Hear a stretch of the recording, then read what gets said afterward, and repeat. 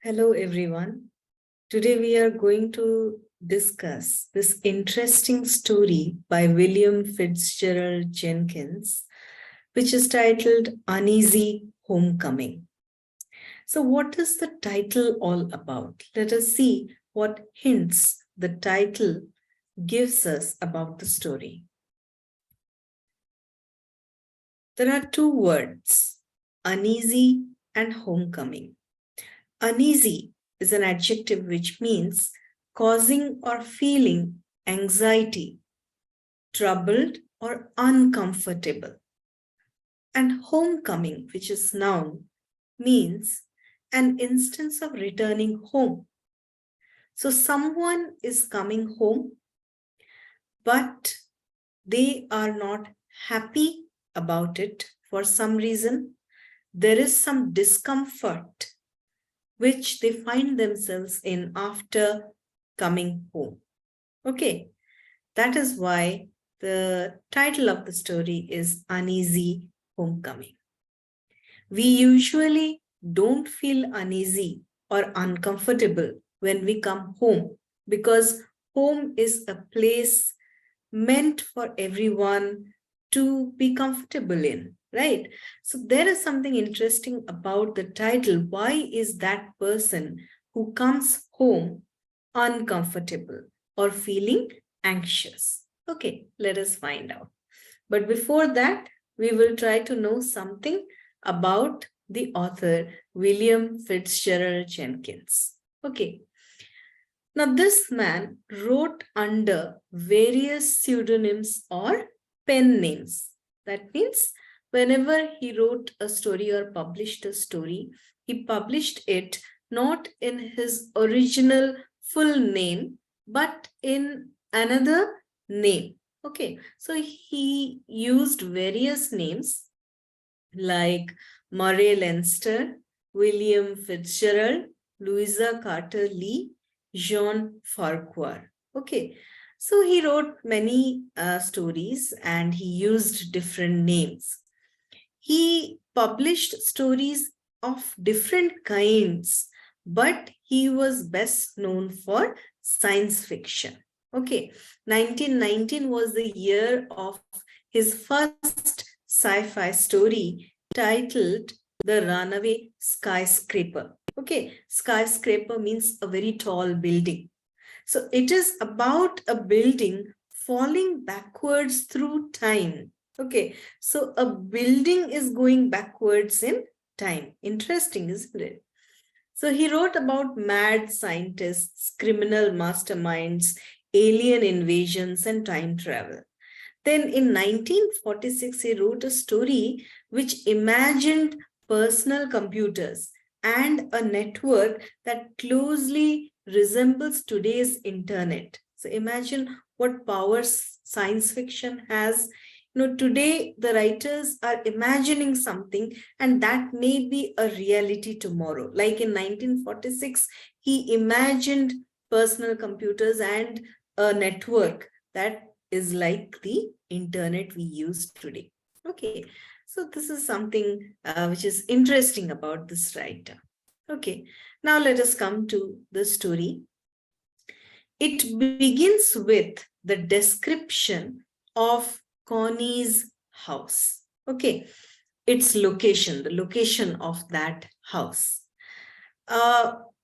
Where was Connie's house located? Connie is our protagonist. She is the main character of this story. Connie's house was located on one side of the bay. Now, what is a bay? The picture of a bay you will find on the screen. Okay, so it is an extension of the water body into the land in such a way that the water will be surrounded on three sides by land. Then that is a bay. Okay. So Connie's house was located on one side of the bay. And what was interesting, it was a lonely house because there was no other house on that side. Okay, like in the picture you see that there is a stretch of the of land, okay, on one side of the bay, which has almost no house. Okay, so imagine there is only one house there and all the other houses are on the other side. Okay, so that was where Connie's house was located. It was a lonely house because it was the only house on one side of the bay. All the other houses were on the other side. Okay.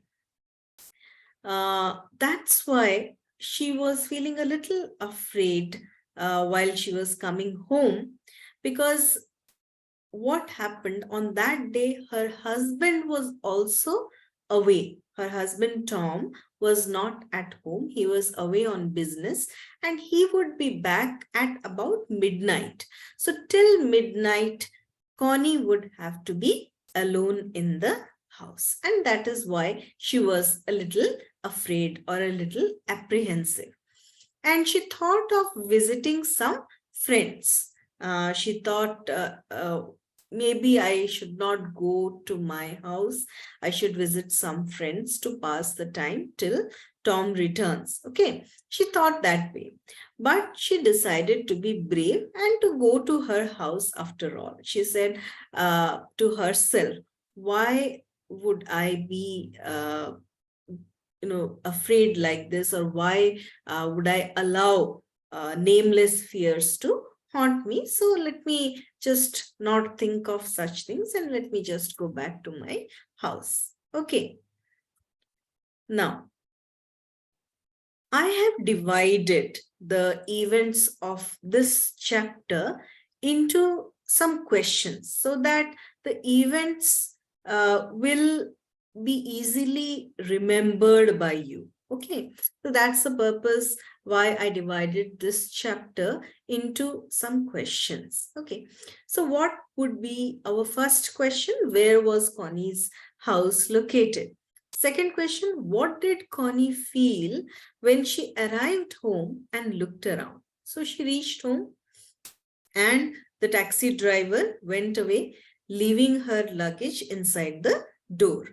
Then after that, when she was totally alone in the house, when she started looking around, she experienced dread, uneasiness, restlessness, fear, a queer sensation, means a strange kind of feeling, anxiety, nervousness. So all these words the writer uses in the story to create that atmosphere of suspense. Why is Connie feeling like this? Okay, so that is the question that arises in the minds of the readers. Okay. Now, she felt all these things. Dread, that is another word for fear. Okay. As she looked around, the house looked neat and welcoming. So there was nothing wrong with the way the house was arranged. It was neat and it was welcoming. Okay. But she felt that there was something inconspicuous in it. Now, what is the meaning of the word inconspicuous? It means something which is not clearly visible or noticeable. Okay, so she felt that there was something in the house which she could not understand or which she could not notice or which was not visible to her, but it was there. Okay, she felt that way. There was silence all around as dusk had set in. It was going to be evening and there was silence all around. Even the sound of the insects had died down. Whether Connie turned on the tap or the refrigerator, she made some noise. Okay, even the water running from a tap would make some noise. The refrigerator would make that humming sound, right? So when she either turned on the tap or the refrigerator, she felt that she was doing something wrong. She should not make any sound. She should be totally still. She felt that way. But she couldn't understand the reason behind that feeling, and that is why she felt frustrated. Why these thoughts, were coming to her head? She could not understand. All right. Okay. Then let us go to the next question. What were the things that Connie failed to notice when she went round the house and the garden? So Connie was not feeling good and she had all these strange thoughts going on in her mind. So to make herself feel better, she decided to go and see her flowers. Okay, she decided to go and visit the garden. When Connie went to the garden, she found nothing strange. It was all normal. The flowers smelled sweet. There was a nice environment all around. The garage was locked and empty, as her husband had the car. Okay. Evening was slowly giving way to night. It was getting darker and darker. Connie was nervous. So everything seemed fine, but Connie was feeling nervous and wanted to go back into the house as quietly and quickly as possible. That's why she failed to see that there was a movement by the garage. There was a movement by the garage, means someone was there. Okay, so there was a movement by the garage and a motorcycle was leaning against the garage wall. Okay, the motorcycle did not belong to them. And Connie could not notice all these things because she was so absorbed in her thoughts. She was disturbed. Why am I feeling this way? Okay, she was lost in her own thoughts, and that is why she could not notice these important things. All right. So she did not notice that there was a movement. She did not notice that there was a motorcycle there. Okay, out of place. Whose motorcycle was it? She did not notice. The motorcycle had been placed there secretively so that no one could spot it from the other side of the bay. It was kept in such a way that no one would be able to see it. There was also something wrong with the pantry window. So as she came near the house, she was only worried about the sound she was making when her feet fell upon dried leaves. Okay, so she was afraid of making those sounds. She did not notice that there was something wrong with the pantry window. Now, what is a pantry? A pantry is a small room where food, plates, dishes, spoons, these things are stored. Okay. So what was actually wrong with the pantry window? We are told about this later in the story, but I will tell it to you now because you will be able to connect. A section of the glass had been cracked and removed so that someone could unlock it. Okay, so a portion of the glass in the pantry window was missing, but Connie did not notice it. Okay. Then there was also something else. The back door of the house was not fully closed. Its key was missing. But Connie could not notice all these things because she was lost in her own thoughts and she was only worried about not making any noise and going back to the house as soon as possible. So because she was anxious, she could not notice these important things. Okay, now, what was Connie's fear like? So why was she feeling afraid like this? What was it like? Okay, so Connie was afraid that anything might happen while she was alone. What disturbed her was that she didn't have any valid reason for her fear. It happens, right? Sometimes we feel afraid when we are alone and we don't know what to do about that fear. Okay, so Connie was in a similar situation. She knew that she was feeling afraid because she was alone. Okay, but what caused that fear? She was not sure about it. This was not the first time when she felt that kind of fear. In the past, she had felt afraid. Whenever she had felt such anxiety, she would make fun of it. She would lightly say that women in general had fears of imaginary things or persons who were either hiding behind trees or in the cupboards waiting to harm them. Okay, so women were afraid in general, she would say. But today, even that kind of reasoning didn't help her. She could not be calm because today it was different. She was almost sure that there was someone out there who was really watching her.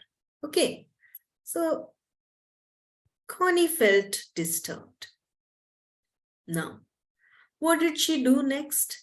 In order to have some company or to take her mind off these nameless fears, she thought of calling someone, okay, over telephone and talking to them. Obviously, she could not go to someone else's house because, as I told you, there was no other house on this side of the bay, and she would have to travel a long distance if she wanted to visit someone else on the other side of the bay. So she decided to talk to someone over the telephone. Now, when Connie called Mrs. Wilson, now Mrs. Wilson was older than her, much older than her, but she thought of that lady. Okay, so she called Mrs. Wilson to divert her mind, and Mrs. Wilson gave her a hint that something dreadful had happened while she was away. Okay, now before Mrs. Wilson explained to her the real thing, Connie started guessing. Oh, probably, Charles, Mrs. Wilson's son, got into some trouble because Connie knew that Charles was not a good fellow. Earlier, she had heard that Charles had got in trouble with some kind of an unpleasant situation with a girl, and in the past he was also caught stealing. Okay, so because she had heard these things about Charles, she thought that the news was about Charles. Okay, but the next moment Mrs. Wilson explained what had happened. She said that there had been thefts in the town. Okay, these families, the Hamiltons, the Blairs, the Smithsons, the Torneys, and one shop which was called Saddler's Shop, they had been robbed. Okay, burglars or thieves had come and stolen many things from these homes and that shop. Okay, the cashier at Saddler's Shop, cashier means somebody who handles the accounts, the money. The cashier at Saddler's Shop, Mr. Field, had tried to stop the burglars. That means he was there when the burglars had come in and he had seen the burglars. So he tried to stop the thieves, but he was badly beaten up. Why? Because the thieves did not want to leave someone who now knew their identity. Okay, so he was so badly beaten up, he was so much injured that there was no chance that he would live or get better. So he was admitted in the hospital, but no one was sure whether he would live. Okay, he was so badly injured. So when Connie heard all these things, imagine, already she was feeling afraid. She was feeling anxious. Now when she got to know about these thieves, she was terrified. Okay, and she did not know what to do. Then, what did Connie discover in her bedroom? So she was thinking about all these things that Mrs. Wilson had told her, and after some time, she thought of going to her bedroom. Okay. When she went there, she noticed that there was dust on the dressing table. There was also an ashtray which seemed to anger her, but the next moment she noticed something which made her really afraid. She saw that cigarette ends were on the rug. Okay, the kind of rug that was lying near the bed on the ground, the cigarette ends were there, and obviously if cigarette ends would be on the rug would be burnt at different places. So there were holes in the rug. Connie could tell that someone had sat on the bed smoking and carelessly crushing the cigarette ends on the rug. Not only this, a corner of the bedclothes was also pulled aside. Perhaps there was something under the bed, Connie thought. She looked under the bed, very carefully, and she was also very afraid, thinking what would happen if someone was hiding there. But she found no one. Okay, no person was there under the bed, but there was a strange object. When she pulled it out, she could see that it was a bulging bag. It was a bag full of things. That is why it was bulging. Okay. When she emptied its contents on the floor, she could see all these things: a necklace, rings, watches, fountain pens, cameras, and some other things which now she was sure were the things that the burglars had stolen. Imagine her fear now.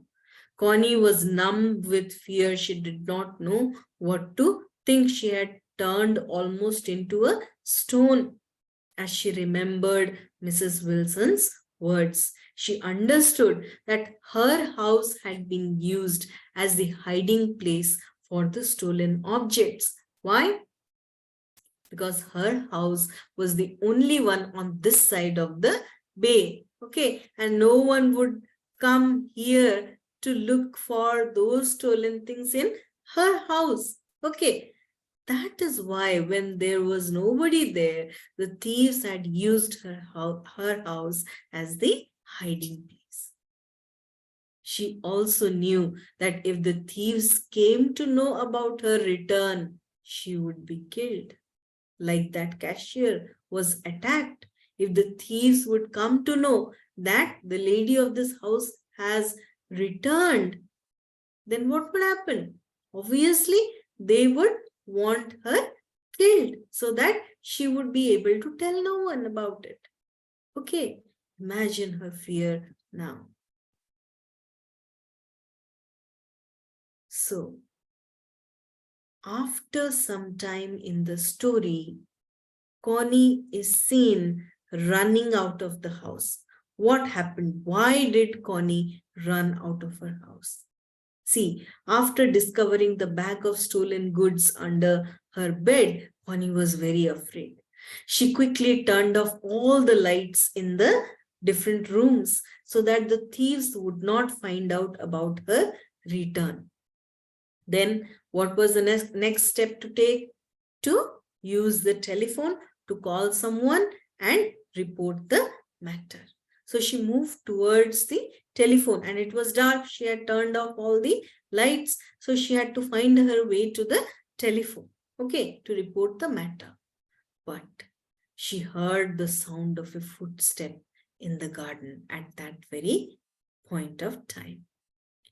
She froze. She was not able to call anyone. The next moment, she realized that if the burglars were near her house now, they would know that she had found out the truth about them. Now she was in more danger. Why?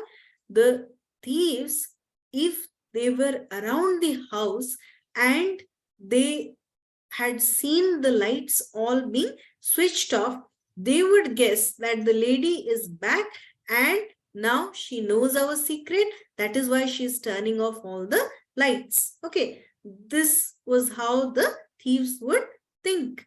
And obviously after that, what would happen? They would come to attack. Okay, so she realized all this and she was stiff with fear. The next moment, she realized that if the burglars were near her house now, they would know that she had found out the truth about them. She went stiff when she heard someone come into the house through the back door. And then someone entered the house through the open back door. Okay, while he was going from room to room, flashing a torch beam on the floor. Now, the person was flashing a torch beam on the floor so that there would not be too much light, but there would be light enough for him to search for the lady. And that is why he was not able to reach Connie immediately. Okay, but Connie was in the dark and she was able to catch a glimpse of this man's face. She could see his face in the light that was reflected from the floor, and she immediately recognized him. He was actually Charles, Mrs. Wilson's son. Connie was shocked. So her fears were true. It was Charles, after all, who was behind all those burglaries. Okay. Connie was shocked. Charles had not yet found out her presence, and that was something fortunate. Okay. Now, while he went upstairs to look for her, thinking she might be in the bedroom, what did Connie do? She slipped out of the house quietly through the open back door and fled. She ran. Okay. Then she could not run far. Why? There were bushes there. And if she would go through them, she would make a lot of noise. So then she slowed down. Okay. And while she slowed down, she noticed the motorcycle. Now she saw the motorcycle. At that time, she had not seen it. The motorcycle was of no use to her. Why? She could not ride the vehicle. But she had an idea as she smelled oil, petrol, and rubber. As she smelled all these things, an idea came to her mind, and she found out a way in which she could put the motorcycle to use. She ran her hands over the body of the motorcycle and turned a small tap. Petrol started leaking out. Connie had a box of matches in her pocket. Remember, before this, she was in the kitchen. So she must have done something, and she had a box of matches in her pocket. She struck a match, dropped it on the petrol, and ran away into the darkness. Now, immediately there was a large fire. Connie was hiding in the shadows, and she was thinking that the fire would be seen by the people on the other side of the bay, and they would get the signal that something was wrong at her house. As the flames grew higher, Charles came out of the house. Obviously, when the flames were so large, even Charles could know that something was wrong. He came out of the house and he tried to put out the fire, but the fire could not be controlled anymore. It was huge. It was too late. The fire could not be stopped, and fire engines could be heard at a distance. That means people had seen the fire, they had reported this matter, and fire engines were on their way to control the fire, and there were also some other cars which were coming. Okay, the lights could be seen. Desperately. Now Charles was desperate because people were coming and his motorcycle was burning. So there was every chance that he would be identified. Okay. So desperately, Charles started throwing mud upon his motorcycle with the hope of not being identified as the thief. Okay. How? First, perhaps he was trying to put out the fire with mud. Also, maybe he was trying to put mud there so that his motorcycle could not be recognized, okay, as something, as a vehicle that belonged to him. Okay. There was also something else. And Connie thought that perhaps this man was pretending that he had just got there and somehow, his motorcycle caught fire and he was here to help. Probably he was trying to pretend that.